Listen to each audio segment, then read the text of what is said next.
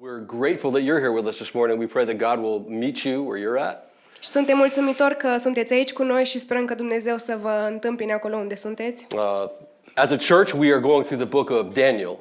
Ca și biserică, noi acum trecem prin cartea Daniel. What that means for us is that we go from the start of the book to the end of the book. Și ce înseamnă asta pentru noi este că luăm de la primul verset din cartea Daniel până la ultimul. We don't just talk about Daniel in the lion's den or the fiery furnace. Nu vorbim doar despre poveștile mai cunoscute din Daniel, ci despre toate. Yeah, we also talk about the passages that people try to avoid, which we're going to talk about one of them this morning. Discutăm chiar pasajele pe care mulți oameni încearcă să le evite și unul dintre ele va fi în această dimineață. The book of Daniel, the first 6 chapters are actually that. They're narratives. Și în cartea Daniel, primele 6 capitole sunt exact asta, sunt o narațiune. The second half of the book is made up of 4 visions. Dar a doua jumătate a cărții e formată din 4 viziuni. Now, for each narrative, Și pentru fiecare narațiune it's broken up into a chapter. este împărțită în câte un capitol. And up until now, each vision has been broken up into a chapter. Și până acum fiecare viziune a fost împărțită în câte un capitol. But now we move in this morning to the final vision in the book of Daniel, Dar acum trecem la ultima viziune din cartea Daniel, which is much lengthier than any narrative or any other vision in the book. care este mai lungă ca și întindere decât orice narațiune sau orice viziune din această carte. And in fact, this concluding vision spans 3 chapters. Și chiar această viziune de final, care e o concluzie, se împarte pe 3 capitole. And because of that, we are going to break this section up into 3 sermons. Și din cauza acestui lucru vom împărți secțiunea aceasta din carte în 3 predici. Pretty much we're going to talk about chapter 10 today with the exception of one verse, chapter 11 next week and chapter 12. Deci astăzi vom discuta despre capitolul 10 și primul verset din 11, apoi săptămâna viitoare 11 și cea de-a treia săptămână, capitolul 12. And chapter 10 sets the stage for yet another heavenly visitation. Și capitolul 10 setează scena în așa fel încât să vedem că urmează o nouă vizitare cerească. And then chapters in 11 and 12 contain the very lengthy and detailed prophecy for the future. Iar capitolul 11 și 12 conțin o profeție foarte detaliată și lungă referitor la viitor. But today's text does more than just set the stage for another heavenly visitation. Dar textul biblic de astăzi face mai mult decât a seta scena pentru această vizitare cerească. It also contains within it priceless biblical commentary of the true nature of reality. Capitolul acesta conține și un comentariu biblic foarte important. De neprețuit. About the true nature of reality. Referitor la adevărata natură a realității. A reality that isn't made up of just flesh and blood. O realitate care nu este creată doar din carne și sânge. By things that are caused by humans, adică cause and effect. Adică această relație cauzală care e doar de la oameni. In other words, we're not the only forces at work in human history. Adică, cu alte cuvinte, noi oameni nu suntem singurele forțe care se văd pe parcursul istoriei și de-a lungul timpului. With that being said, we're going to open up our Bibles to the 10th chapter of Daniel. Cu acestea fiind spuse, vom deschide Bibliile la capitolul 10 al cărții And I'm going Daniel. to have Sephora read the text in Romanian. If you're an English speaker, imagine it in your head or read along in your Bible. Și o să citim împreună. And read also the first verse in chapter 11. În al 3-lea an de domnia lui Cirus, împăratul Persiei, i-a fost descoperit un cuvânt lui Daniel, cel care fusese numit Belșațar. Cuvântul este adevărat și vestește un mare război.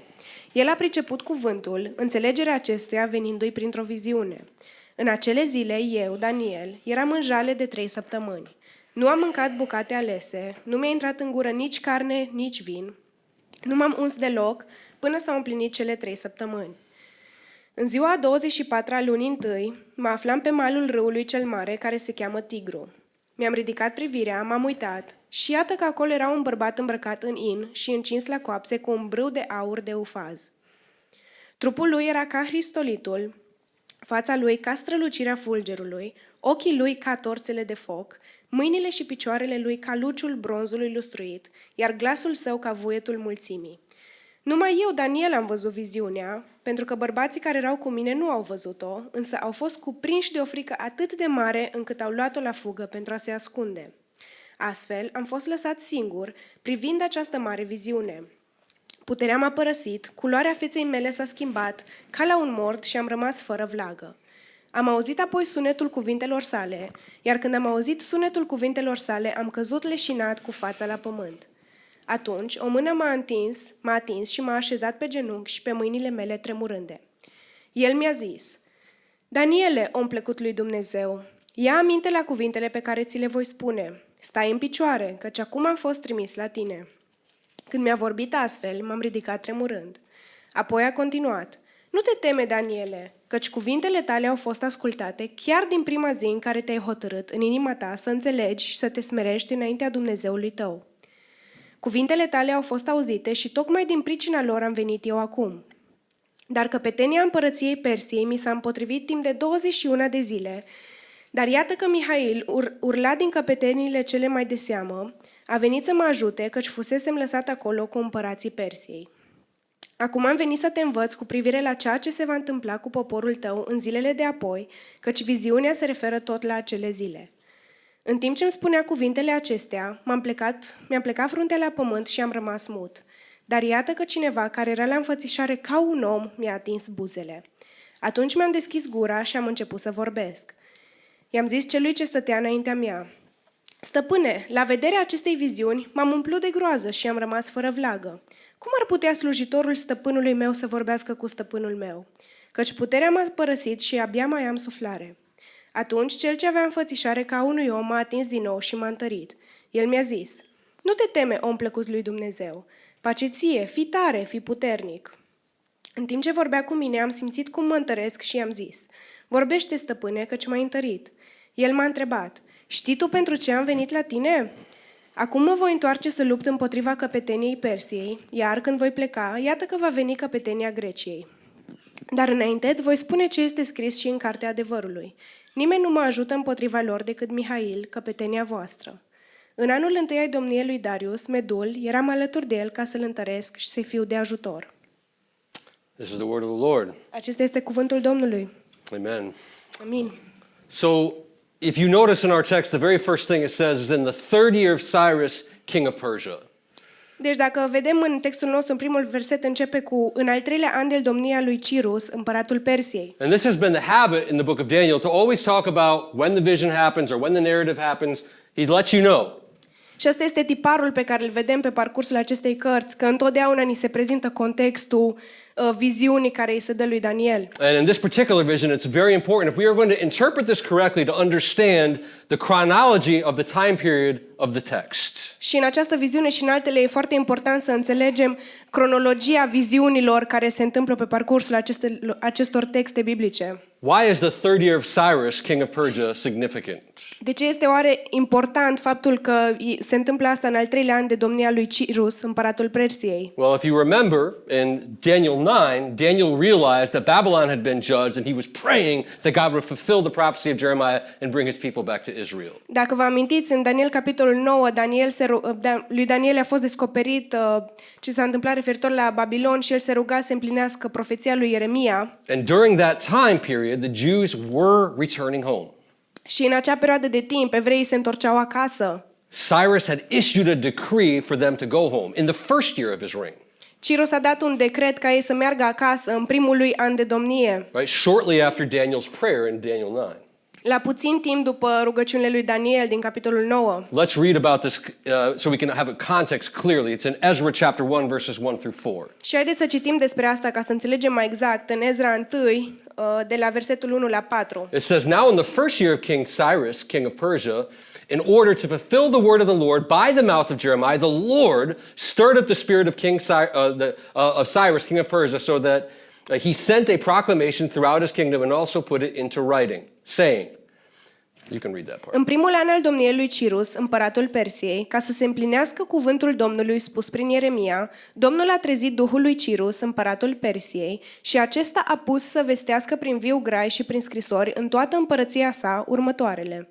This is what Cyrus, king of Persia, says. The Lord, the God of heaven, has given me all the kingdoms of the earth, and he has appointed me to rebuild for him a house in Jerusalem, which is in Judah.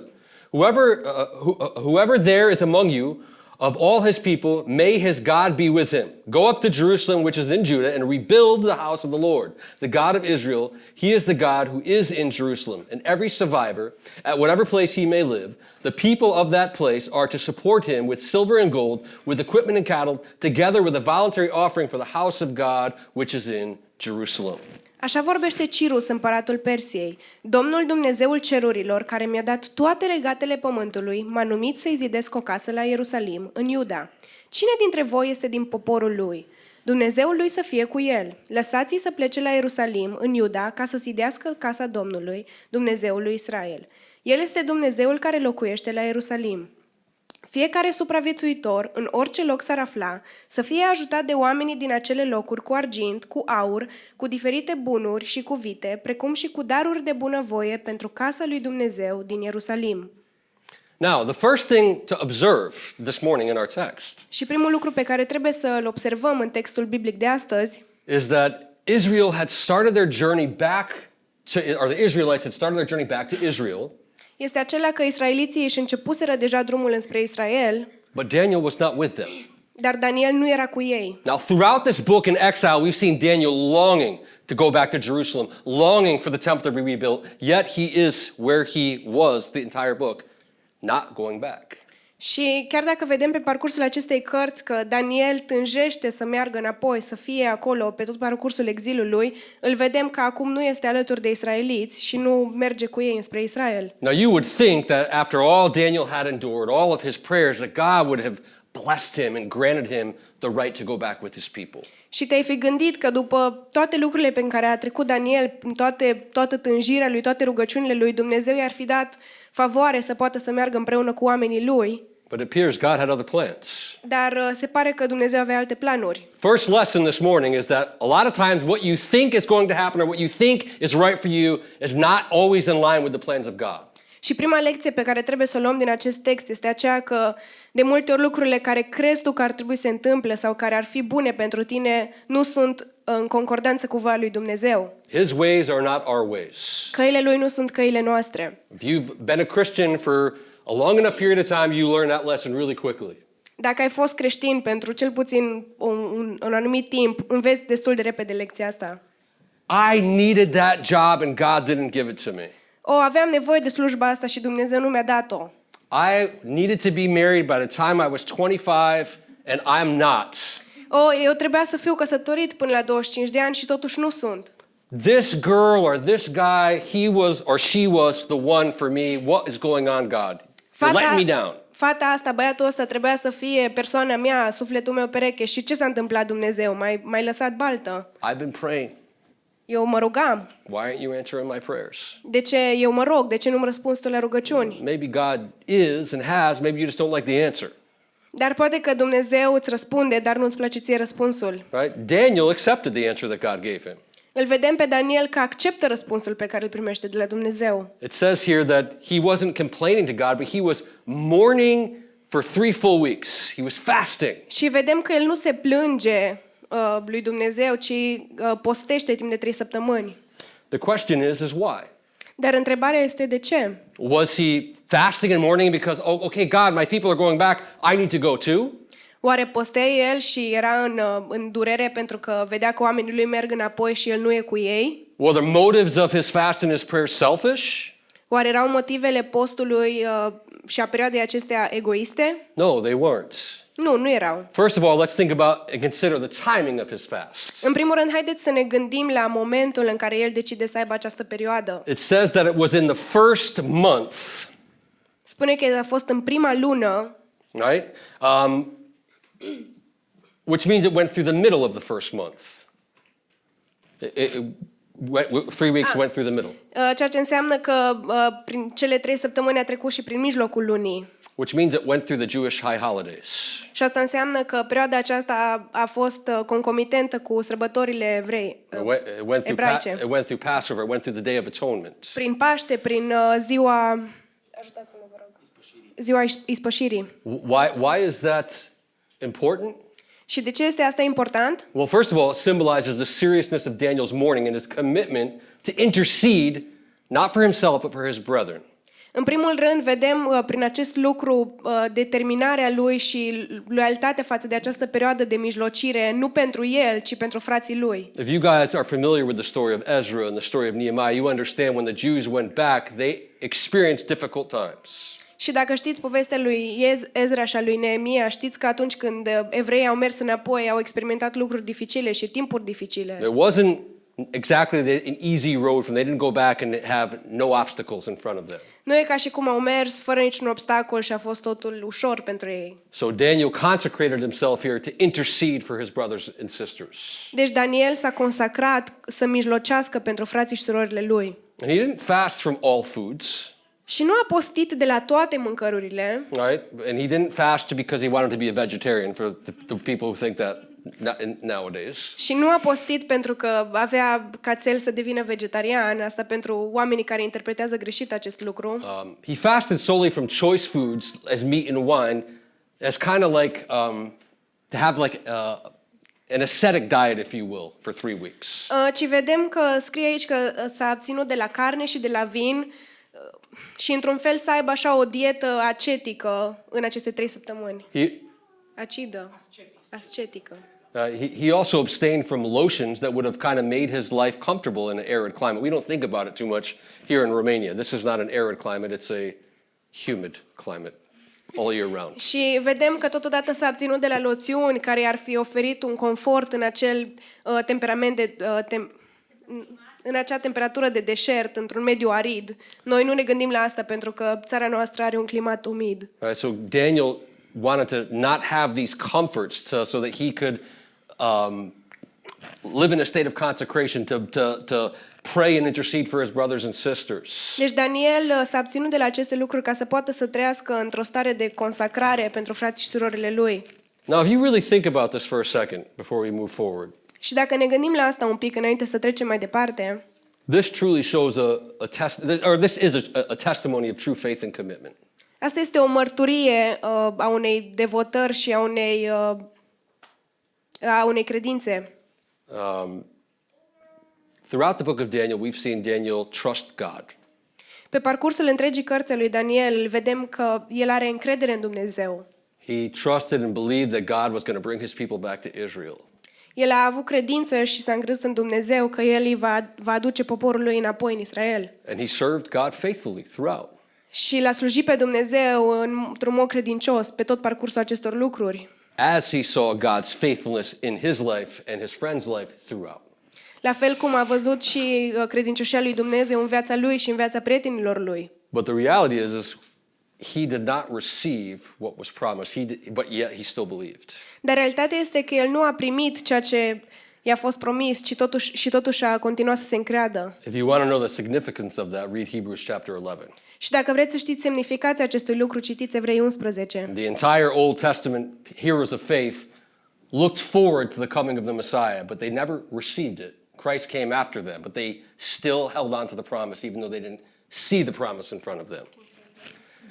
Yes, all the heroes of faith in the Old Testament. Și vedem că toți eroii din Vechiul Testament They held on to their faith, even though they didn't receive the promise of the faith. They didn't see Jesus in the flesh. S-au ținut de credincioșie și s-au încrezut în Dumnezeu, chiar dacă nu au văzut roadele lucrurilor care le-au fost promise. Daniel didn't receive what he was promised. He didn't get to go back to Israel. He didn't see the temple rebuilt. Daniel nu a primit promisiune, el nu a văzut templul reconstruit. But not only did he keep believing, he said, I'm going to intercede because I have a bigger vision than just my life. Dar nu doar că a continuat să creadă, ci a și decis să mijlocească pentru că știa că este o viziune mai mare care se întâmplă. Right? Daniel's heart of prayer was to advance the kingdom of God. Și dorința inimii lui Daniel era ca împărăția lui Dumnezeu să avanseze. Even though he himself was not going to be directly involved with rebuilding the temple. Chiar dacă el nu ar fi fost implicat direct în reconstruirea templului. Which I hope you guys remember throughout our study of the book of Daniel, he loved and he longed for. Și ceea ce sper că vă amintiți, că el tânja și își dorea foarte mult acest lucru din toată studierea acestei cărți. Now you remember from chapter 1 of Daniel on, it says Daniel was given understanding like no one else.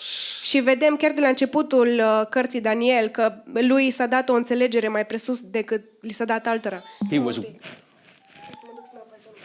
No, e aici. Pătoră? Frig. Doamne, fer. Okay, that's crazy to me. I'm sweating. She's cold. Romanian, American. Difference, man. I'm ready to take my clothes off. I'm glad I'm not having a translate. Most of you guys understand, so it doesn't matter. Your shirt is thicker. It's not. It don't matter if I got a thick shirt on or a thin shirt on, my dear. It don't matter. I could be in shorts. Scurți în decembrie. What will be with your son then? It's a Listen. Romanian thing. I attest to it. Yes, it is. Come on. Okay. Daniel was a man of understanding. Deci Daniel era un om care avea o înțelegere profundă. We know that he was able to interpret dreams. Știm că avea darul de a interpreta vise Right? He had discernment. și avea discernământ. But we truly miss the point of this constant emphasis that Daniel was a man of understanding. Dar de foarte multe ori ratăm exact acest lucru, că el era un om al înțelegerii, Wisdom and discernment. înțelepciunii și discernământului. If we fail to see, Dacă nu reușim să vedem right, that being a man of understanding, wisdom and discernment led Daniel to become a man of prayer. faptul că, pentru că a fost un om al discernământului și a înțelepciunii, asta l-a dus pe el să devină un om al rugăciunii. Right? Constantly throughout the book, yes, we see all those gifts of Daniel, but we also see Daniel's prayer life. Și da, pe parcursul acestei cărți vedem toate darurile pe care el le are, dar un lucru pe care îl vedem constant este viața lui de rugăciune. He understood his own limitations. He understood his role. He understood the weakness of his people. El și-a înțeles rolul, și-a înțeles limitările, a înțeles slăbiciunile poporului lui Right? He understood the opposition that they faced. și a înțeles opoziția care le stătea lor înainte. All of that drove him to his knees. Și toate lucrurile astea l-au făcut să se pună pe genunchi. It moved him to commune with God in prayer. Și l-au mișcat în așa fel încât să stea în rugăciune în fața lui Dumnezeu. That's why the angelic being in verse 12 of our text says to Daniel, "Don't be afraid, Daniel," he said to me, from the first day that you proposed to understand and humble yourself before God, your prayers were heard. I have come because of your prayers." De asta îi spune și ființa angelică în versetul 12, "Nu te teme, Daniele, căci cuvintele tale au fost ascultate chiar din prima zi în care te-ai hotărât în inima ta să înțelegi și să te smerești înaintea Dumnezeului tău. Cuvintele tale au fost auzite și tocmai din pricina lor am venit eu acum." We have a lot to learn from how Daniel responded to things in life. Și avem foarte mult de învățat prin felul în care Daniel a răspuns la lucrurile care s-au întâmplat în viața lui. Right? When churches have problems, that's not how we respond a lot of times. Și totuși vedem că când bisericile au probleme, nu răspundem în felul în care răspundea Daniel. Our church is small. We don't have a lot of people. Better get some lights. Stage lights. Come on, man, say it. Biserica noastră e mică, nu avem foarte mulți oameni, dar haideți să punem niște lumini de alea de scenă. Better get the best musicians in the city. Hai să facem rost de cei mai buni muzicieni din In oraș. fact, let's hire the orchestra. De fapt, hai să luăm chiar orchestra Oradei. It'll make a big crowd. Cu siguranță o să adune foarte mulți oameni. Right? That was not exactly the way Daniel handled problems. Dar nu așa reacționa Daniel la probleme. Sinclair Ferguson comments this way about it. Și Sinclair Ferguson spune următorul lucru referitor la asta. No, but și este în română. Denisa, no, you didn't give her the quote in Romanian. Maybe I opened the wrong one. E okay, If you, oricum. I'll do it freestyle. Oricum. Okay, so you sure? Because it's kind of a challenging quote. E okay. We are here to. Just break it. Forget it. We'll skip it. We're going to skip it. No, I don't want it translated on the spot, Sephora. Sorry. So anyway, Sinclair Ferguson said something important, but we're not going to hear it this morning because this is what happens when you don't preach in Romanian and you have translation. So De acum acolo o să predice mai ca română, e ok. yes. So, but it's not. We're not going to translate the quote on the spot. It's not Înseamnă că there. am deschis eu la greșit. Documentul care ți-l-am trimis. She opened the document I sent her. Da. Okay, we're going to read the quote now. How do you like this, man? Just the way we roll up here in Koinonia 29, man. So Sinclair Ferguson says this. I saw it in English. I'm like, this isn't good, man.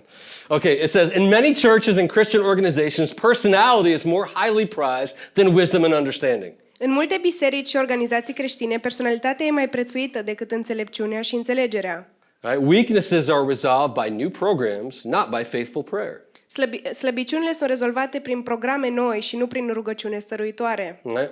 Opposition is overthrown by growth in numbers rather than in depth and quality.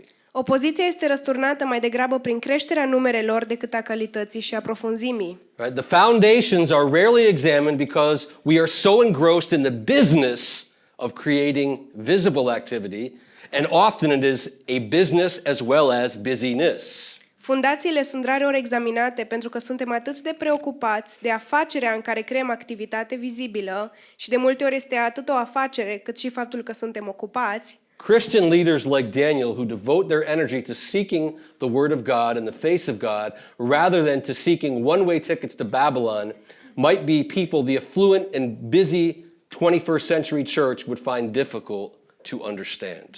Liderii creștini, ca și Daniel, care își dedică energia pentru a cerceta cuvântul și fața lui Dumnezeu, mai degrabă decât un bilet dus cu destinația Babilon, sunt oameni pe care biserica afluentă a secolului 21 nu îi pot înțelege. Daniel was committed to the long-term view of God's kingdom. Daniel a fost devotat unei perspective pe termen lung a împărăției lui Dumnezeu. The Lord had nurtured that spirit and throughout the visions he had already received. Dumnezeu a hrănit acel spirit în el prin viziunile pe care Daniel le-a primit. Now, as he prayed, he would not only receive further revelation of the future, but he would also be given an insight into what is involved in true prevailing prayer of the Church of God. Acum, în timp ce s-a rugat el, nu doar că a primit pe mai departe revelație cu privire la viitor, dar a primit și o înțelegere asupra ceea ce e implicat în rugăciunea adevărată și stăruitoare a Bisericii lui Dumnezeu. As E.M. Bounds wisely observed, the church is looking for better methods, God is looking for better men, for people are God's method. Cum a observat și E.M. Bounds într-un fel înțelept, biserica caută metode mai bune, dar Dumnezeu caută oameni mai buni, pentru că oamenii sunt metodele lui Dumnezeu. Let me ask you this morning. Haideți să vă întreb următorul lucru. The more you understand about God, Cu cât mai mult înțelegi despre Dumnezeu, the more you grow in your theological understanding, cu cât mai mult crești în înțelegerea ta teologică, the more you learn the Bible, cu cât mai mult înveți Biblia, the more you think about the kingdom of God as something being not short term, but long term. cu cât mai mult te gândești la împărăția lui Dumnezeu ca fiind ceva pe termen lung, nu pe termen scurt, Does it move you to your knees? te mișcă oare asta în așa fel încât să te pui pe genunchi? Does it move you to pray? Te mișcă oare asta să te rogi? Or is it just an intellectual exercise? Sau oare este doar un exercițiu intelectual? Right? A lot of times we want to study the Bible, we want to study theology because it makes us feel smart.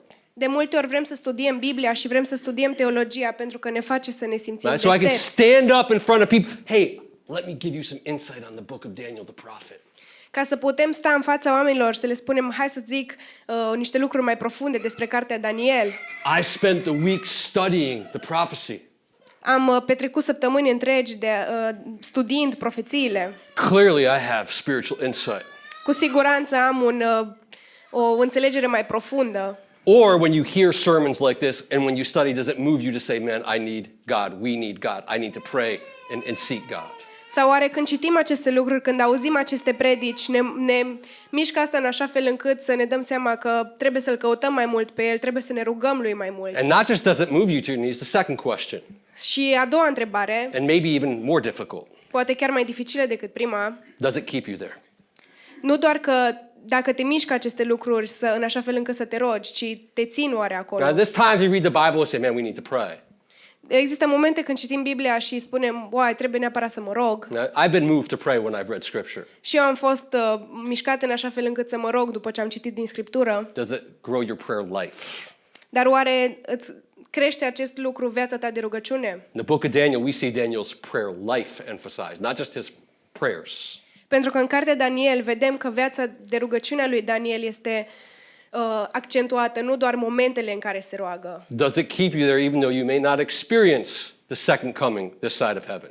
Te țin oare aceste lucruri pe genunchi, chiar dacă poate nu vei prinde a doua venire a lui Isus? The people in the Old Testament, they didn't see the first coming.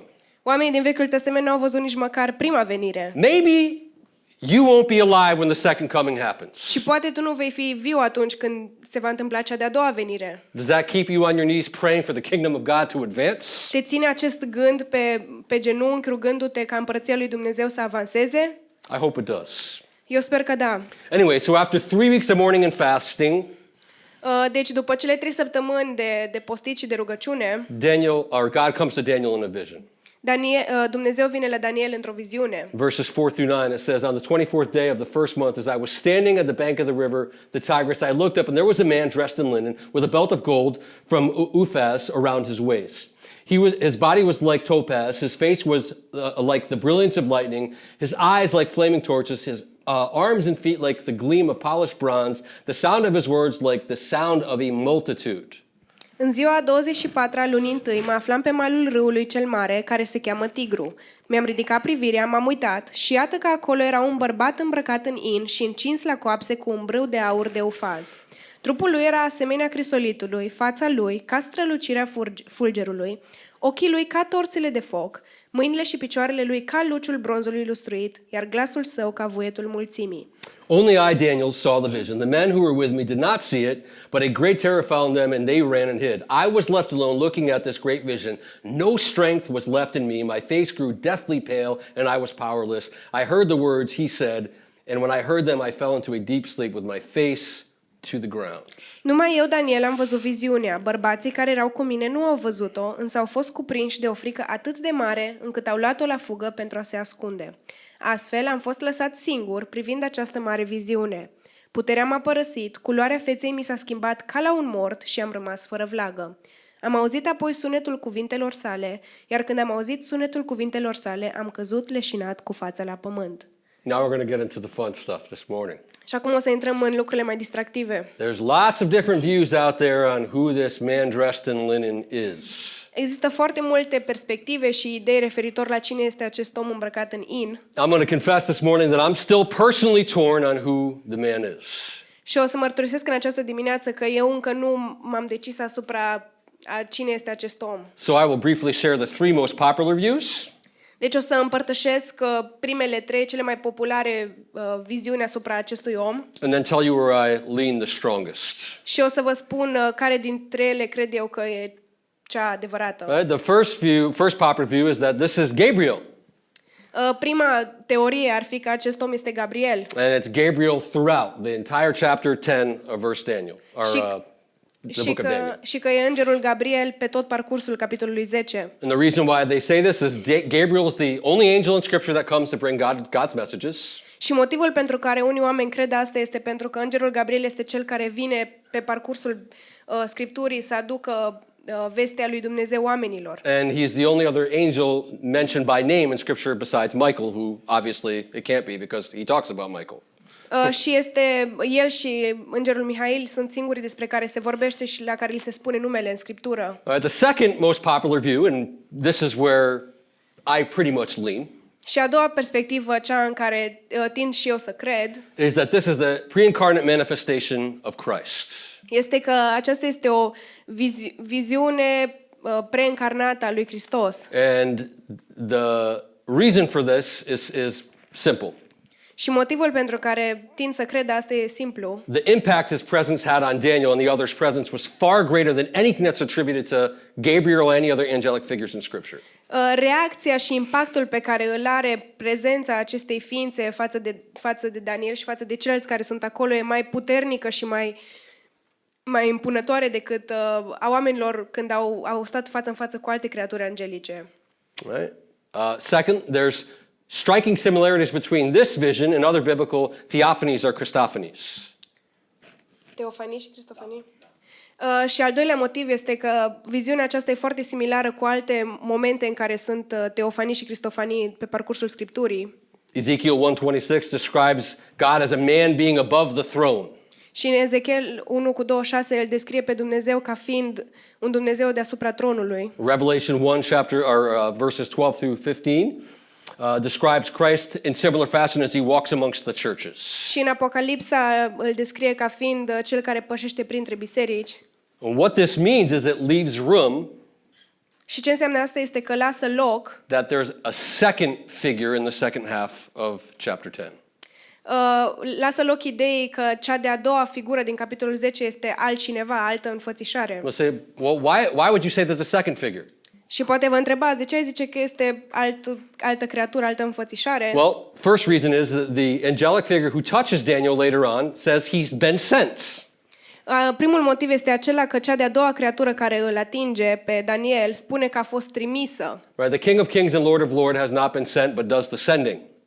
Și știm că împăratul împăraților și regele regilor nu este trimis, ci el trimite.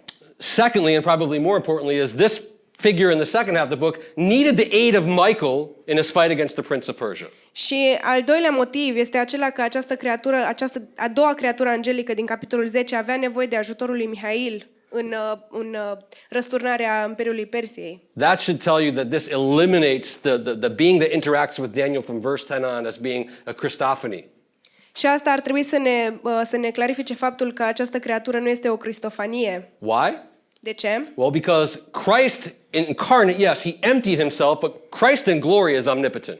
Pentru că, da, Hristos este omnipotent, chiar dacă s-a golit de sine When he came incarnate. atunci când a venit încarnat. Yeah, in glory, he is the omnipotent God. Dar în glorie știm că El este Dumnezeul omnipotent. What that means is God doesn't need anybody's help. Și asta înseamnă că El nu are nevoie de ajutorul nimănui. Like God may choose to work through his church, God may choose to work through angels, but God also spoke the universe into existence. Da, Dumnezeu poate alege să lucreze prin biserică, poate alege să lucreze prin diferite lucruri, dar El însuși a vorbit universul în existență. Kind of a low view of God to say, well, he kind of needed Michael's help to deal with the prince of Persia.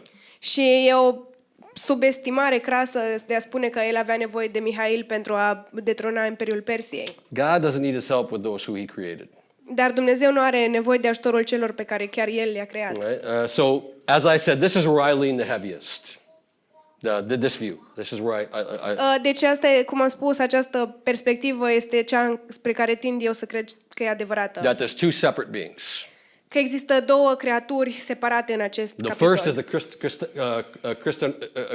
Christophany, Prima fiind o cristofanie and the second is followed by an angelic being who comes and touches Daniel. și cea de-a doua fiind o creatură angelică care vine și îl atinge pe Daniel. So why can't I say that I'm 100% convinced on this? Și de ce nu pot spune că sunt 100% convins de acest lucru? Because there's a third view, Pentru că este o a treia perspectivă. and that is there is one being present throughout. Și această perspectivă fiind că este o creatură care e prezentă în tot capitolul 10. It's not Gabriel or Michael, Nu e nici Gabriel, nici Mihail, nor it is a Christophany, nici o cristofanie, but a cherubim. dar un cheruvim. All right, very interesting, right? Seraphim. Seraphim. Un serafim. They would argue it this way. This is how they would argue. They would say the text doesn't introduce another figure. Și oamenii care cred în această perspectivă ar spune în felul următor. Textul biblic nu prezintă încă o creatură. And they would also argue if you study Ezekiel's vision of God, Și ar spune și că dacă studiezi perspectiva lui Ezechiel referitor la Dumnezeu, you would see that the man in linen and the cherubim who pulled the divine chariot rather than the cherubim who pulled the divine chariot, it's more in line with that than with God himself. și ar spune că e mai apropiat de serafimul care a atras de cheruvim. Da. Deci am zis bine. Heruvimul care a atras carul. Heruvimul care a atras carul. It's pretty funny because I was thinking the same thing. I'm like, wait a second, no, seraphim in English is seraphim. I'm like, no. So anyway, that's funny that you guys were. Thanks, guys. Anyways, Ezekiel 1:5 says the cherubim, although they had a variety of features like animals, they're described as having the form of a man. Deci vedem în Ezechiel 1 că chiar dacă de multe ori heruvimilor li se atribuie anumite caracteristici ale animalilor, se spune că avea înfățișarea unui om. And Ezekiel 1:7 it says their limbs were sparkling like gleam and of polished bronze. Și în Ezechiel 1:7 spune că membrele străluceau ca bronzul lustruit. Ezekiel 1:13 says, the form of the living creatures was like the appearance of burning coals and fire and torches. Și în Ezechiel 1:13 spune că aspectul acestor ființe, înfățișarea lor exterioară, era asemenea unor cărbuni aprinși. And Ezekiel 1:14 says, the creatures were darting back and forth like flashes of lightning. Și în Ezechiel 1:14 spune că ființele fugeau și se întorceau cu o repeziciune ca a fulgerului. And they would therefore argue that there's absolutely no reason why the vision of Daniel should be thought of as two separate people, but just one. Și oamenii care cred în această a treia perspectivă ar spune că toate astea sunt motive pentru care nu ar trebui să vedem ca fiind două ființe separate în capitolul 10.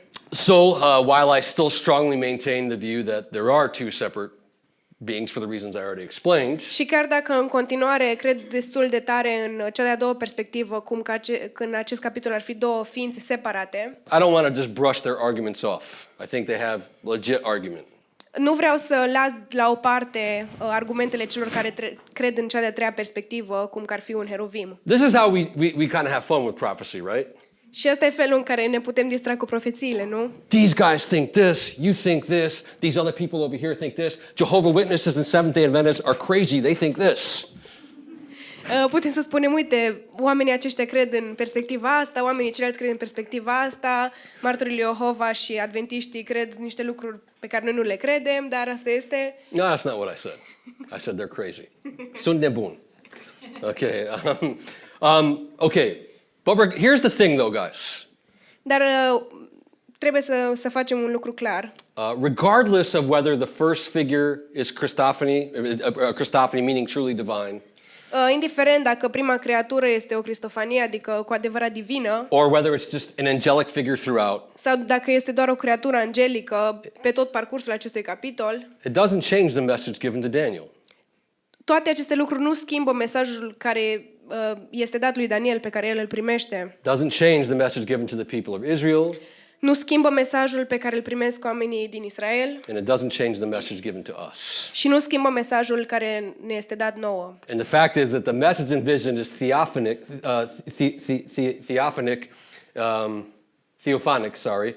in nature either way.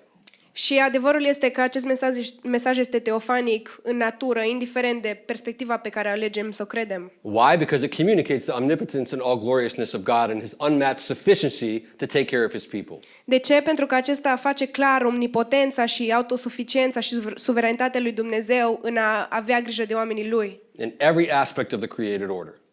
În orice aspect al ordinii pe care el a creat-o. Meaning physically, Adică din punct de vedere fizic, mentally, din punct de vedere psihic, emotionally, din punct de vedere emoțional and most importantly, spiritually. și cel mai important din punct de vedere spiritual. Right? So God's holiness, first and foremost, is symbolized in the linen. Deci sfințenia lui Dumnezeu este simbolizată în primul rând prin in. If you study the Old Testament, linen was, of course, worn by the high priest when he went into the Holy of Holies to make atonement for the people once a year. Și vedem că acest in era de multe ori purtat de către cei care mergeau la templu o dată pe an. So without question, seeing this man in linen would have reminded Daniel of his life spent in exile, of the need for atonement and temple sacrifices. Deci cu siguranță acest aspect al îmbrăcămintei creaturii care vine în fața lui Daniel e menit să-i amintească lui de perioada petrecută în exil. The need for forgiveness. Și de nevoia lui de a primi iertare. And I hope this morning that you would understand that you too need forgiveness. We need forgiveness. Și sper că în această dimineață să înțelegem că și noi avem nevoie de această iertare. Right? God is a just God who demands justice. Dumnezeu este un Dumnezeu sfânt care vrea dreptate. Right? God's justice must be satisfied. It must be atoned for. Și dreptatea lui trebuie să fie satisfăcută. That's why he told Moses, I cannot let the guilty go unpunished. De asta i-a spus lui Moise că nu poate să-i lase pe cei vinovați să treacă nepedepsiți. That's why it says in Romans, for the wages of sin is death.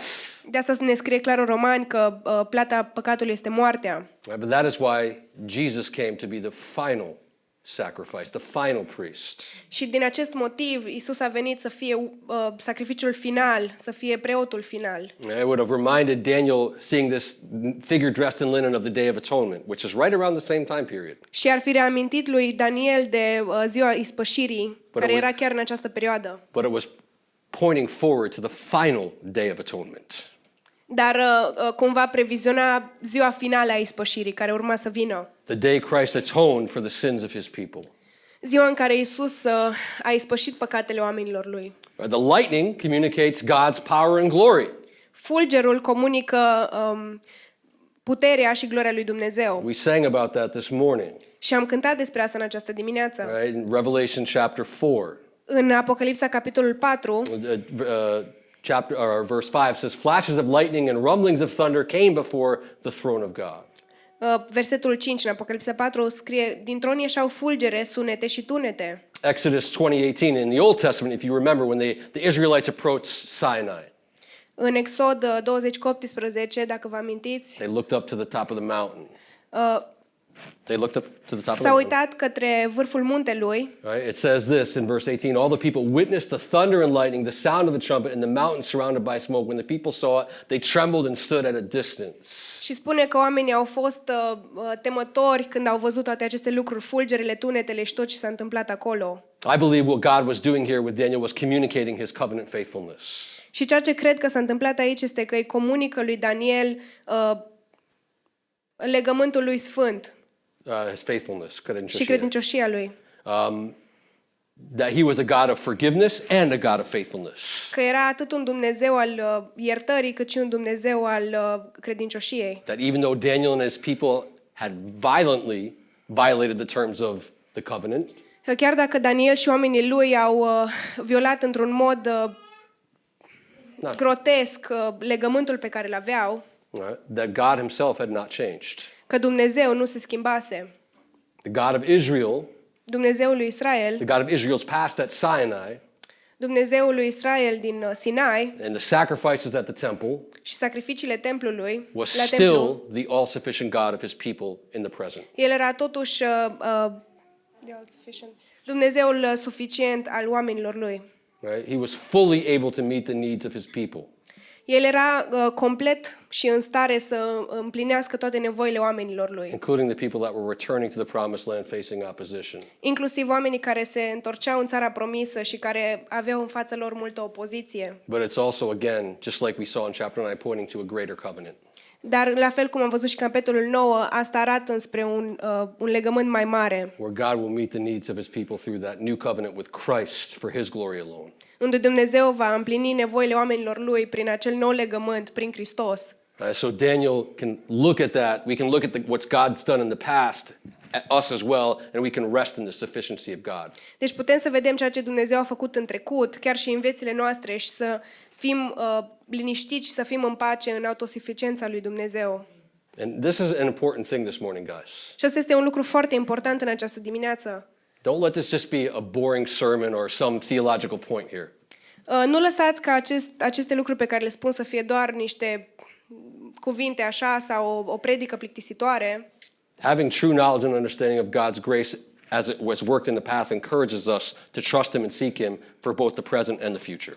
Pentru că avea o înțelegere mai profundă a harului lui Dumnezeu ne ajută să fim plini de speranță atât în trecut, cât în prezent și în viitor. Psalm 44 is a good example of this. Și Psalmul 44 este un exemplu bun, We're not going to read the psalm, don't worry, Timmy.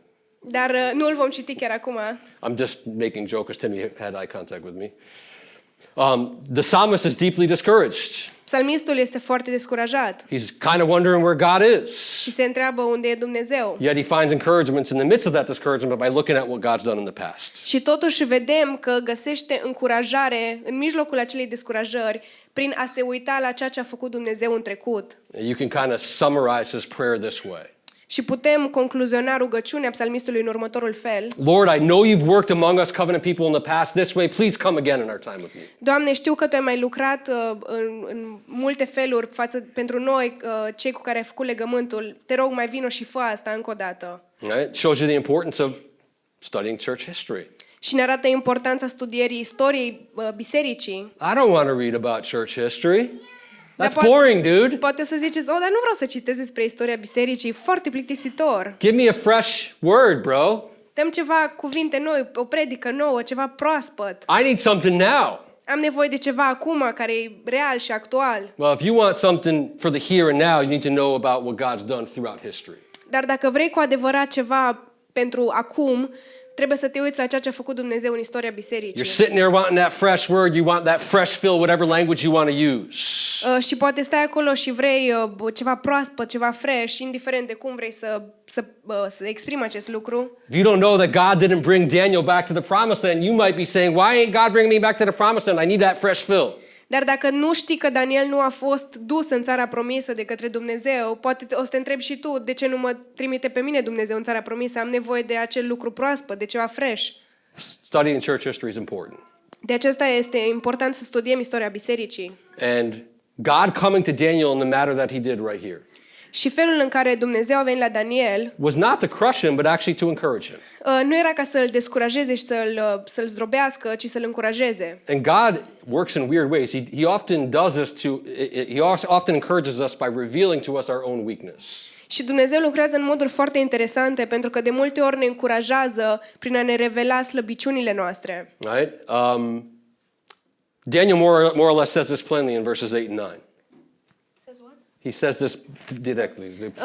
Și Daniel spune asta într-un mod direct de cele mai multe ori și vedem asta și în versetul 9 și 10. No. 8 și 9. 8 și 9. He says, no strength was left in me, my face grew deathly pale as I was powerless. I heard the words he said, and I heard them and fell into a deep sleep with my face to the ground. Astfel am fost lăsat singur privind această mare viziune. Puterea m-a părăsit, culoarea feței mele s-a schimbat ca la un mort și am rămas fără vlagă. Am auzit apoi sunetul cuvintelor sale, iar când am auzit sunetul cuvintelor sale, am căzut leșinat cu fața la pământ. Now, this is very similar to what happened to the Apostle John when he came in contact with the glorified Christ in Revelation chapter 1, verse 17. Și asta e foarte similar cu ce s-a întâmplat cu apostolul Ioan când a intrat în contact cu Dumnezeu revelat. He said, when I saw him, I fell at his feet like a dead man. He laid his right hand on me and said, don't be afraid, I am the first and the last. Și scrie în Apocalipsa 1 cu 17, când l-am văzut, am căzut la picioarele lui ca mort. El și-a pus mâna peste mine, mâna lui dreaptă și mi-a zis, nu te teme, eu sunt cel dintâi și cel de pe urmă. And in the same way, Jesus reached out and touched John.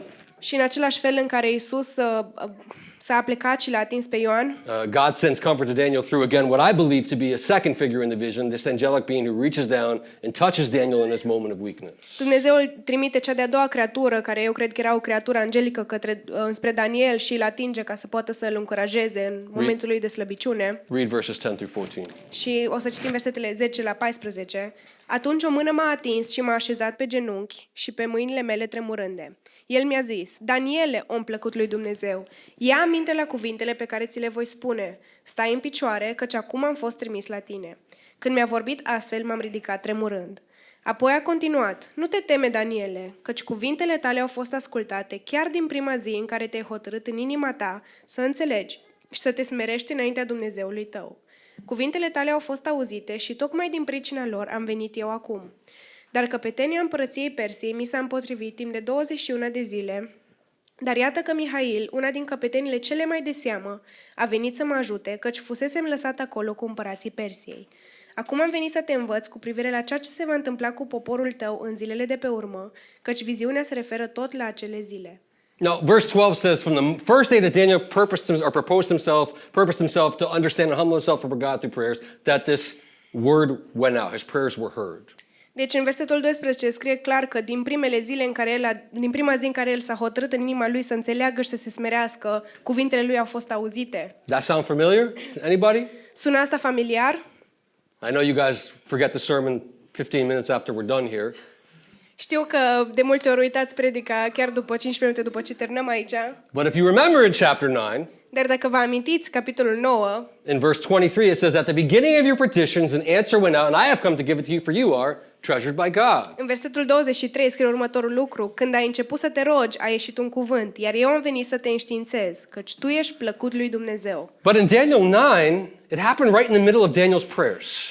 Dar în capitolul 9 din Daniel vedem că asta se întâmplă în mijlocul rugăciunilor lui. Right here, even though the angelic figure says to Daniel the same thing, you are treasured by God. Și aici, chiar dacă creatura angelică îi spune același lucru lui Daniel, că este plăcut de Dumnezeu și este drag lui, It doesn't happen the first day of his fast, the first prayer. nu se întâmplă asta în prima zi a perioadei de post și de rugăciune. There's a delay for 21 days.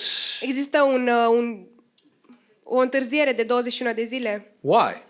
Oare de ce? Right? The answer says it went out immediately, but the prince of Persia opposed this angelic figure for 21 days. Și vedem că aici scrie că reacția lui a venit din prima zi, dar prințul Persiei s-a împotrivit timp de 21 de zile. Right? This prince of Persia fought against this angelic figure to try to prevent him from delivering God's message. Deci vedem că căpetenia împărăției Persiei s-a împotrivit lui timp de 21 de zile pentru a nu putea da mai departe cuvântul lui Dumnezeu. The prince of Persia is a demonic angel or demon who's obviously associated with the Persian Empire. Prințul Persiei este evident o creatură demonică care e asociată cu împărăția Persiei, Who openly stood in opposition to God and his people. care a stat întotdeauna într-o poziție directă și deschisă față de Dumnezeu și de oamenii lui. This is kind of strange to think about if you really Și asta think. e, Go ahead. asta e așa un pic ciudat să ne gândim dacă chiar stăm să medităm la acest lucru. One of the purposes of the book of Daniel is to emphasize the sovereign rule and power of God. Pentru că unul din scopurile principale a cărții Daniel este să pună accent pe suveranitatea lui Dumnezeu. And oftentimes God allows Satan to manifest his enmity and hatred towards God's people through rulers and powers in the here and now. Și vedem că Dumnezeu de multe ori lasă și dă putere temporară anumitor domnii care se împotrivesc împotriva lui și a oamenilor lui. But we also see that he also allows demonic forces to be at work behind those world powers. Și pe lângă asta, în spatele acestor puteri lumești, putem vedea că dă putere temporară anumitor forțe demonice. And these are powerful adversaries. Și aceștia sunt adversari foarte puternici. This is the reason for the delay. Și asta este motivul pentru care are loc această întârziere de Right. 21 de zile. This prince of Persia was apparently powerful enough to cause a 3-week delay from an angelic being delivering God's message. Vedem că acest prinț al Persiei era îndeajuns de puternic încât să cauzeze o întârziere de 21 de zile a acestei creaturi angelice în a împărtăși cuvântul lui Dumnezeu. All right? But God's sovereign will is going to come to pass regardless of what any demonic activity does. Dar voia suverană a lui Dumnezeu se va întâmpla și se va împlini indiferent de orice activitate demonică. God snaps his fingers, sends Michael, the archangel.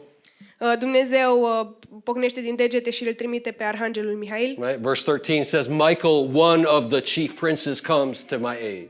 Și în versetul 13 spune că Mihail, unul din căpeteniile prinților, vine în ajutorul meu. Small parentheses here. Și o mică paranteză aici. If you're ever dealing with a Jehovah's Witness or someone who's an Adventist, Dacă vreodată discuți cu un martor al lui Jehova sau cineva care este adventist, they believe that Jesus and Michael are the same person. să știți că ei consideră și cred că Isus și arhanghelul Mihail sunt același om. They don't believe that Jesus is deity. Ei nu cred că Isus este parte din deitate, nu este divin. And they would say, yes, Jesus is the chief prince. He's Michael. Și ar putea spune, și ei spun că Isus este unul din căpetenile cele mai mari, este arhanghelul Mihail. He's God's son. Este Fiul lui Dumnezeu. If you ever deal with one of them, Și dacă ai de-a face cu unul din ei vreodată, remember this verse. vă rog să vă amintiți acest verset. It says, Michael, one of the chief princes. Pentru că scrie clar, Mihail, una din căpetenile cele mai de It's like, seamă. bruh, if he's one of the chief princes, that means there's more than one of them. He's not the chief prince. Pentru că e clar, dacă spune una din cele mai de seamă căpetenii, că sunt mai mulți și nu este singurul. Say bye-bye to your garbage doctrine. Poți spune, ia-ți adio de la teologia ta You nefondată. want me to start talking more slang? I can do that. Da, și I drive mean, this point home. yes, bring it home. No, really, I mean, this is what happens. People take these prophecies. If you don't read them the right way, you can get crazy, and your doctrine and your theology can become insane. Dar lăsând gluma la o parte, asta este o realitate tristă pe care o vedem, că oamenii iau aceste profeții și le întortochează în felul în care vor ei, nu iau în considerare contextul în care se întâmplă ele și se pornesc întregi doctrine, întregi religii pe baza lor. Okay, done with the parentheses, back to the text. Deci am încheiat paranteza și continuăm textul biblic. Right, Daniel gets this news of the spiritual battle taking place behind the curtain of humanity. Și vedem că Daniel este înștiințat de această luptă care se întâmplă în spatele perdelei evidente oamenilor. And he's overwhelmed. Și este copleșit. So much so he can't even talk until the angel comes up and touches his lips. Și în așa fel încât el nici măcar nu poate vorbi până când sunt atinse buzele. Read verses 15 through 19. Și o să citim de la versetul 15 până la 19. În timp ce îmi spunea cuvintele acestea, mi-am plecat fruntea la pământ și am rămas mut. Dar iată că cineva care era la înfățișare ca un om mi-a atins buzele. Atunci mi-am deschis gura și am început să vorbesc. I-am zis celui ce stătea înaintea mea: Stăpâne, la vederea acestei viziuni, m-am umplut de groază și am rămas fără vlagă. Cum ar putea slujitorul stăpânului meu să vorbească cu stăpânul meu? Căci puterea m-a părăsit și abia mai am suflare. Atunci, cel care avea înfățișarea ca unui om m-a atins din nou și m-a întărit. El mi-a zis: Nu te teme, om plăcut lui Dumnezeu. Pace ție, fii tare, fii puternic. În timp ce vorbea cu mine, am simțit cum mă întăresc și i-am zis: Vorbește, stăpâne, căci m-ai întărit. So we see Daniel's eyes are open to the reality of the opposition that God's people faced as they were seeking to rebuild Jerusalem and the temple. Deci vedem că îi sunt deschiși ochii lui Daniel față de realitatea care se întâmplă în spatele a ceea ce vedem noi ca oameni și în spatele acestor lupte care aveau loc pe pământ. It's not just the power of human opposition.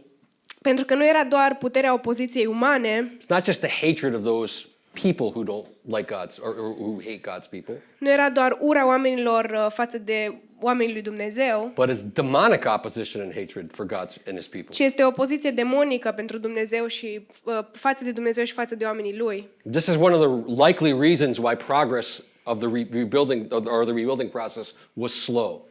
Și ăsta este probabil unul din motivele pentru care reconstruirea templului s-a întâmplat într-un timp așa de lung. Behind all of it was this satanic agent of evil, the prince of Persia. Pentru că în spatele acestui lucru era acest agent satanic, acest prinț al Persiei. And here's what's probably even more eye-opening to Daniel and should be for us as well. Și uitați încă un lucru care a fost un deschizător al perspectivei pentru Daniel și ar trebui să fie și pentru noi. This angelic figure who had battled the prince of Persia for 3 weeks was only relieved from that conflict to deliver the message God had decreed for Daniel to receive. Această creatură angelică care s-a luptat timp de 21 de zile cu prințul Persiei a scăpat de acolo doar pentru că i s-a dat voie ca să poată să împărtășească mai departe ceea ce a spus Dumnezeu. There was more spiritual warfare to be had.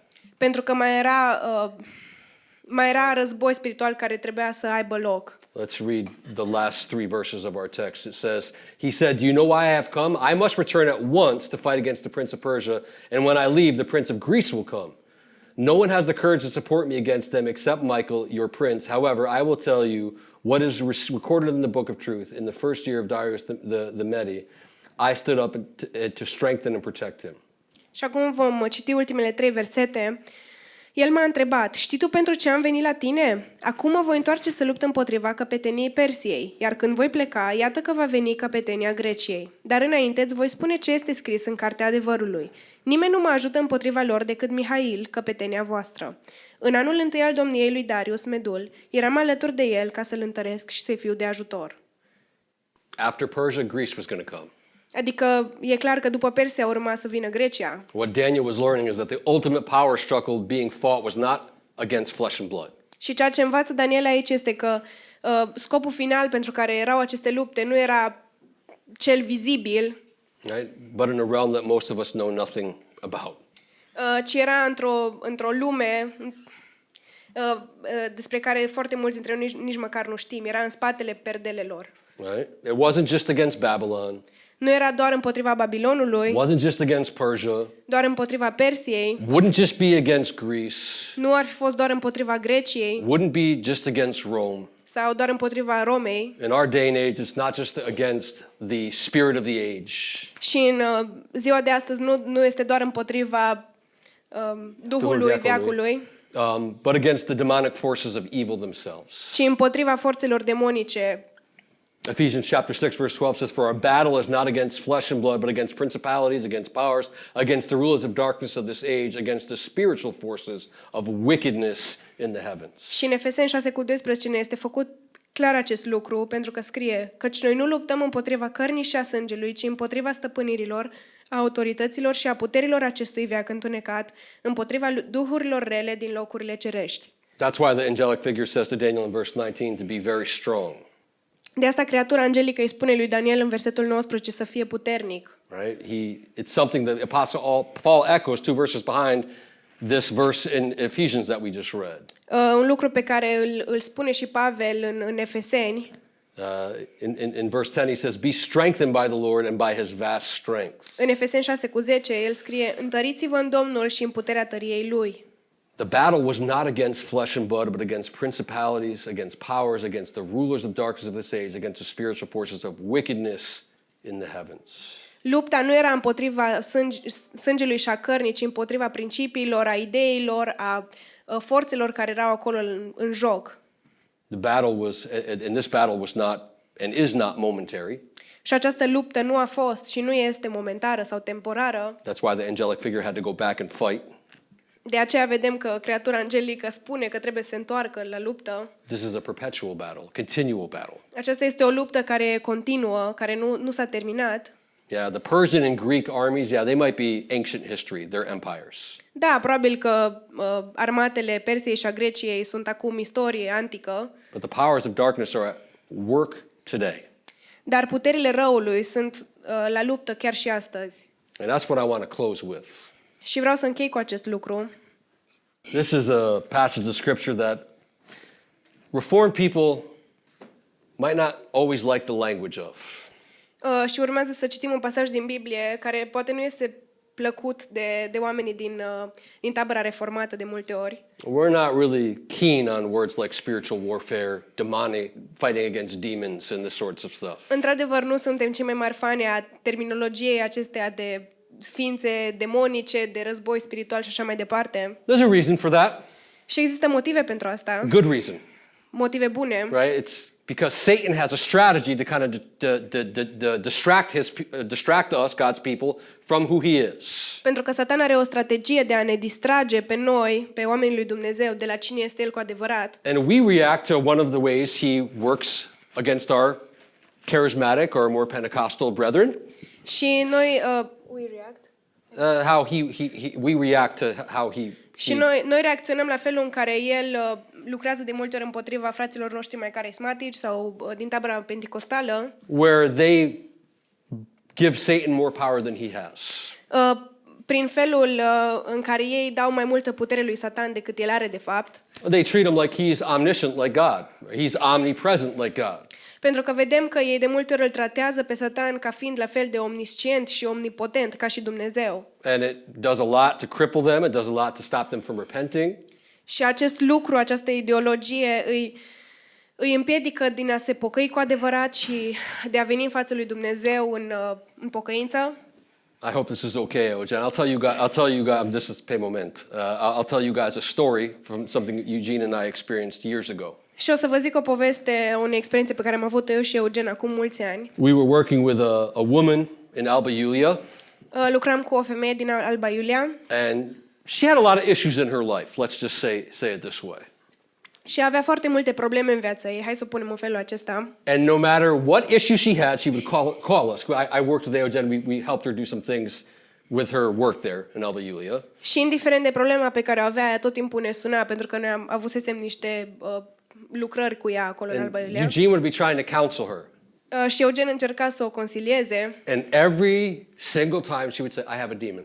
și de fiecare dată ea venea și îi spunea, am un demon. No, it's not my problem. The demon's making me do it. Și spunea, nu-i vina mea, demonul mă face să fac asta. Right? You guys know what I'm talking about, these kind of people. Dar știți la ce mă refer? Asta este un lucru destul de comun în anumite cercuri. Everything's a demon. Everything's a spirit. Totul este un demon sau un spirit. Never my sin. Never my choice. Niciodată păcatul meu sau decizia mea sau alegerea mea. So-and-so is a drug addict because they have a spirit of addiction. Și o să auzim că mulți o să spună, persoana asta e un dependent de droguri pentru că are un duh de dependență. That guy beats his wife and beats his children in an abusive way. Uite, omul ăla își bate soția și copiii într-un mod abuziv. It's not his fault. Nu e vina lui. He has anger issues because he has a spirit of anger.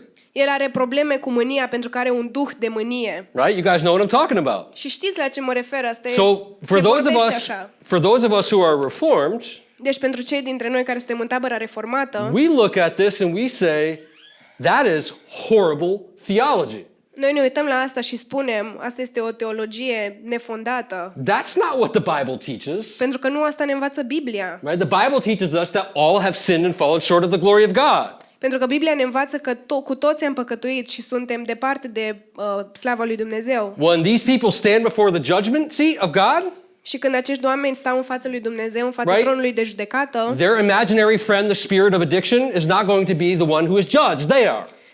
prietenul lor imaginar, acest duh de dependență sau orice fel de duh, nu o să fie acolo și o să fie judecat, ci ei vor fi judecați. Right? God is going to say, no, you chose to do drugs. You sinned. You have sinned against me, not the spirit of addiction. Și Dumnezeu va spune, nu, tu ai decis să faci aceste lucruri, tu ai păcătuit împotriva mea, nu Duhul pe care tu ai zis că îl ai, ci tu ai făcut aceste lucruri. So for those of us who are reformed, we look at that and we say, you guys are giving Satan way too much credit and power than he deserves. Și pentru cei dintre noi care suntem în tabăra reformată, noi spunem acestor oameni că îi dau mult prea multă putere lui Satan și îi atribuie lucruri pe care el nu le are și nu le poate face. But Satan has another strategy. Dar Satan mai are încă o strategie. And that's where we kind of drift into an extreme. Și e o strategie pe care o vedem ca fiind tendința celor din tabăra reformată. We act like he doesn't exist at all. Noi din tabăra reformată ne comportăm de multe ori ca și cum nu există deloc. We act like it's just flesh and blood, Ca și cum e doar carnea și sângele. that it's only our sin, Ca și cum e doar păcatul nostru. that there are no demonic forces that work against us or in the world. Ca și cum nu sunt forțe demonice la luptă și în prezent. And what we do, whether it's intentional or unintentional, is we fail to recognize and fail to see our need to put on the full armor of God because of that. Și din cauza acestui lucru, acestor tendințe pe care le avem, de multe ori neglijăm ceea ce scrie în Efeseni, să ne punem armura lui Dumnezeu pe noi, pentru că nu suntem conștienți de luptele care au loc. Y'all know that passage about the full armor of God? Everybody familiar with that? Am citit din net. We read it. Yeah. No, I know, but I want to make sure everyone's familiar with it. I know we read it, but we're familiar with it, right? Și sper că suntem familiari cu în capitolul 6 din Efeseni, unde este explicată această armură. The context is literally spiritual warfare. Pentru că contextul acestui capitol este efectiv o luptă spirituală. I know we read it this morning, we're going to read it again. Și știu că am citit în această dimineață versetele astea, dar o să le citim din nou. We're going to start with verse 10 and read to verse 20, and this is how we're going to close out this morning. Și vom încheia prin citirea capitolului Efeseni 6, de la versetul 10 la 20. This is Paul's final word to the church in Ephesus, Astea sunt cuvintele finale a lui Pavel către biserica din Efes. which is why he starts off and says, finally, my brethren, be strong in the Lord and in the power of his might. Put on the whole armor of God that you may be able to stand against the wiles of the devil. For we do not wrestle against flesh and blood, but against principalities, against powers, against the rulers of the darkness of this age, against spiritual hosts of wickedness in the heavenly places. Therefore, take up the whole armor of God that you may be able to withstand in the evil day, and having done all to stand. Read the first. Încolo, fraților, întăriți-vă în Domnul și în puterea tăriei Lui. Îmbrăcați-vă cu toată armătura lui Dumnezeu ca să puteți ține piept împotriva uneltirii diavolului. Căci noi n-avem de luptat împotriva cărnii și a sângelui, ci împotriva căpetenilor, împotriva domniilor, împotriva stăpânitorilor întunericului acestui veac, împotriva duhurilor răutății care sunt în locurile cerești. De aceea luați toată armătura lui Dumnezeu ca să vă puteți împotrivi în ziua cea rea și să rămâneți în picioare după ce veți fi biruit totul. Goes on. Stand therefore, having girded your waist with the truth, having put on the breastplate of righteousness, and having showed your feet with the preparation of the gospel of peace. Above all, taking the shield of faith, with which you will be able to quench all the fiery darts of the wicked one, and take the helmet of salvation and the sword of the Spirit, which is the word of God, praying always with prayer and supplication in the Spirit, being watchful to this end with all perseverance and supplication for the saints and for me, that utterance may be given to me, that when I that I may open my mouth boldly and make known the mystery of the gospel, for which I am ambassador in change, that in it I may speak boldly as I ought to speak. Și continuă spunând, stați gata, dar, având mijlocul încins cu adevărul, îmbrăcați cu platoșa neprihănirii, având picioarele încălțate cu râvna Evangheliei păcii. Deasupra tuturor acestora, luați scutul credinței cu care veți putea stinge toate săgețile arzătoare ale celui rău. Luați și coiful mântuirii și sabia Duhului, care este cuvântul lui Dumnezeu. Faceți în toată vremea, prin Duhul, tot felul de rugăciuni și cereri. Vegheați la aceasta cu toată stăruința și rugăciune pentru toți sfinții. Și pentru mine, ca ori de câte ori îmi deschid gura, să mi se dea cuvânt, ca să fac cunoscută cu îndrăzneală taina Evangheliei, al cărei sol în lanțuri sunt, pentru că zic să vorbesc cu îndrăzneală cum trebuie să vorbesc. Praying always with all prayers and supplications. Faceți în toată vremea, prin Duhul, tot felul de rugăciuni și cereri. My friends, let me tell you this morning, we have a real enemy. Vreau să vă zic în această dimineață că avem un inamic care este foarte real. Yes, we battle with the flesh. We have a fleshly nature. Da, ne luptăm împotriva cărnii, avem o natură care este făcută din carne, But our war is not against flesh and blood, but against evil itself. dar războiul nostru nu este împotriva cărnii și a sângelui, ci este împotriva răului. Now, how all this stuff works together, Acum, felul în care funcționează toate aceste lucruri împreună, right? I can't give you the answers for all that. nu pot să vă dau răspunsurile la toate întrebările. Got the sovereignty of God at work. Avem pe de o parte suveranitatea lui Dumnezeu, We got spiritual warfare at work, avem pe de o parte război spiritual, right? What was Daniel doing? He was fasting and praying. dar vedem că Daniel postea și se ruga. Right? All this stuff is working together. Și toate aceste lucruri lucrează în mod concomitent, I can't give you the answers on how that functions. I'm not God. dar nu vă pot răspunde la întrebările referitor la cum funcționează asta, pentru că nu sunt Dumnezeu. But I can tell you we need to put on the full armor of God. Dar vă pot spune că cu siguranță trebuie să luăm asupra noastră toată armura lui Dumnezeu. We got to have a prayer life like Daniel Trebuie să avem o viață de rugăciune ca cea pe care Daniel a avut-o and understand that prayer is warfare. și să înțelegem că viața de rugăciune și rugăciunea este un război. And I have zero problem saying that this morning. Și nu am nicio problemă în a spune acest lucru. Okay, I'm not devoted to one camp or another. I'm devoted to what the Word of God teaches. Pentru că nu sunt devotat unei tabere teologice sau unei alteia, ci sunt devotat a ceea ce spune cuvântul lui Dumnezeu și a Scripturii. I believe with all my heart Reformed theology is biblical theology. Da, cred cu toată tăria că teologia reformată este teologie biblică I think that's the language we should use. și cred că ăsta este limbajul pe care ar trebui să-l folosim. But I think they could grow a little bit, we could grow a little bit in our understanding of the need to battle on our knees against the principalities of evil. Dar cu toate astea, cred cu tărie că trebuie să fim mai intenționali în a crede și în a fi mai dedicați unui vieți de rugăciune în care ne plecăm pe genunchi în fața lui Dumnezeu. Why? Because God is the only one who can truly battle and fight. De ce? Pentru că Dumnezeu este singurul care poate cu adevărat să lupte.